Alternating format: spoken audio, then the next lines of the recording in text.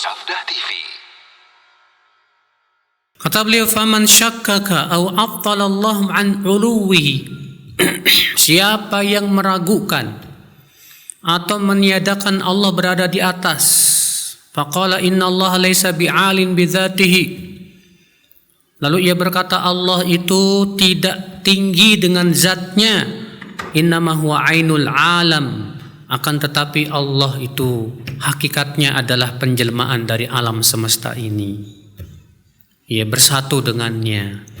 Faqad abtala rububiyatallah, berarti dia sudah mentaktil, ia mengosongkan atau menolak rububiyahnya Allah Subhanahu wa taala. Ya. Wa dzalika li wujubil mubayanati baina dzatil khaliq wa dzatil makhluq.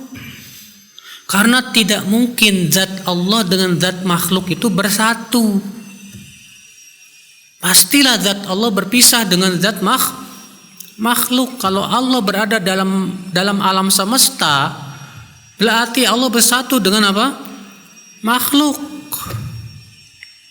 Ya. Fanu'minu bi anna Allah 'alin bi dzatihi wa la budda min kalimatin bi dzatihi.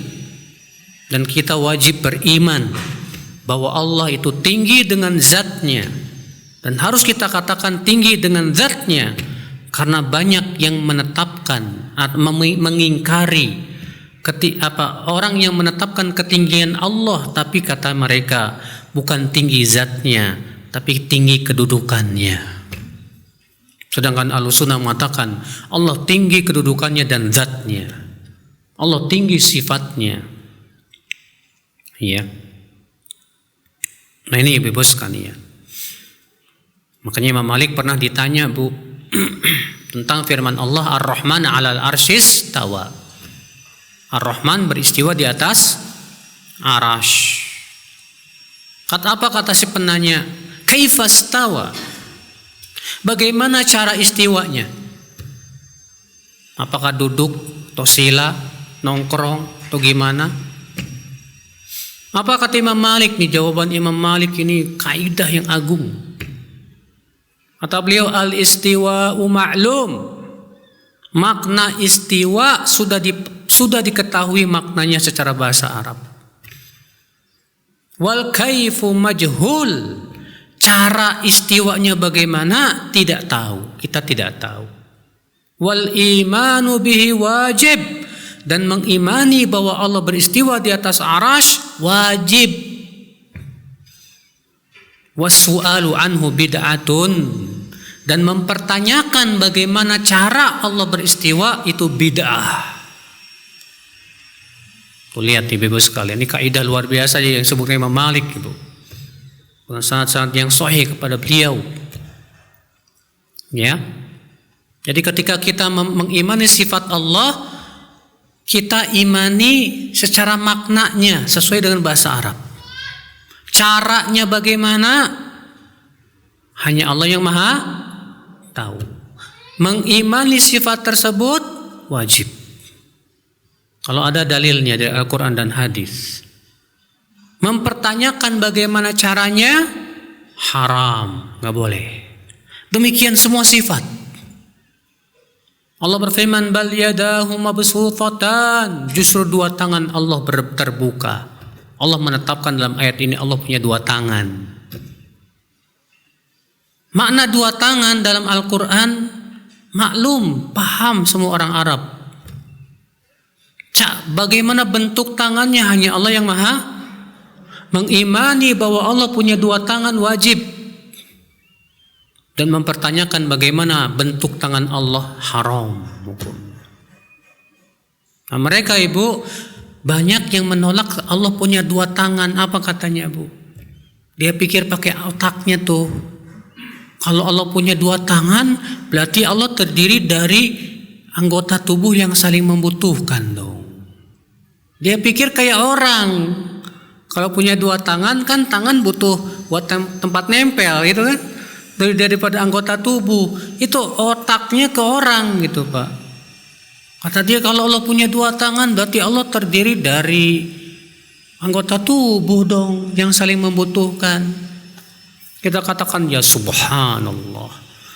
Kamu samakan Allah dengan makhluknya. Konsekuensi itu hanya konsekuensi makhluk.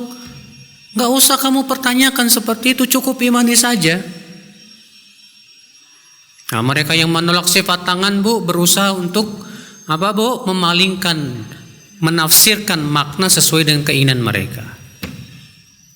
Kata mereka, bal yadahu mabsutatan. Yang dimaksud dengan yad di sini kata mereka kekuasaan. Dibantah oleh Ahlussunnah. Mas, itu bentuknya dua, Mas. Yadahu itu kan mutsanna. Masa kekuasaan Allah dua? Lalu mereka berkata lagi, oh enggak, yang dimaksud yaitu nikmat. Di situ bentuknya dua, mutsanna. Masa nikmat Allah cuma dua? Bentuknya saja menolak semua penafsiran-penafsiran mereka itu, takwil-takwil tersebut. Ya, Allah menyebutkan justru dua tangan Allah terbuka. Ya, tetap aja nggak mau terima, nggak mungkin Allah punya tangan. Orang Allah yang ngasih tahu, lalu kita tolak pakai akal. Lalu Allah kita sifati sesuai dengan akal kita. Sekarang pertanyaannya, siapa yang lebih tahu, Allah atau ente? Manusia nggak tahu. Kewajiban kita beriman dengan apa yang Allah beritahu kepada kita tentang sifat-sifat Allah Subhanahu wa taala. Subhanallah, ibu-ibu sekalian. Berapa banyak sifat Allah ditolak hanya karena katanya tidak masuk di akal. Iya.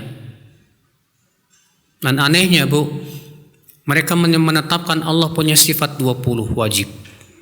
Wujud, qidam, baqa, mukhalafatul lil hawadisi. Di antaranya apa? Sami'un, basirun, mendengar dan melihat.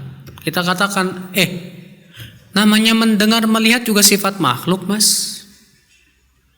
Apa kata dia? Oh, kami menetapkan mendengar dan melihat itu tidak seperti mendengar dan melihatnya makhluk. Akan tetapi mendengar dan melihatnya sesuai dengan keagungan Allah. Ya, kalau begitu tetapkan seluruh sifat Allah seperti itu. Oh, nggak bisa. Ini yang menurut kami masuk di akal. Kalau ini nggak masuk di akal, akal ente error. Seenaknya pakai akal. Masalah sifat itu masalah gaib. Hanya Allah yang Maha tahu. Tetapkan. Ya, dengan keimanan kita kepada Allah Subhanahu wa taala. Iya. Nah, ini Ibu sekalian, Bu. Baik, itu pembahasan lebih panjang lagi insyaallah ketika kita membahas kaidah-kaidah yang berhubungan dengan tauhid asma was sifat. Karena sekarang kita masih membahas tentang kaidah-kaidah yang berhubungan dengan tauhid rububiyah dulu. Setelah rububiyah baru uluhiyah. Setelah uluhiyah baru asma was sifat. Ya.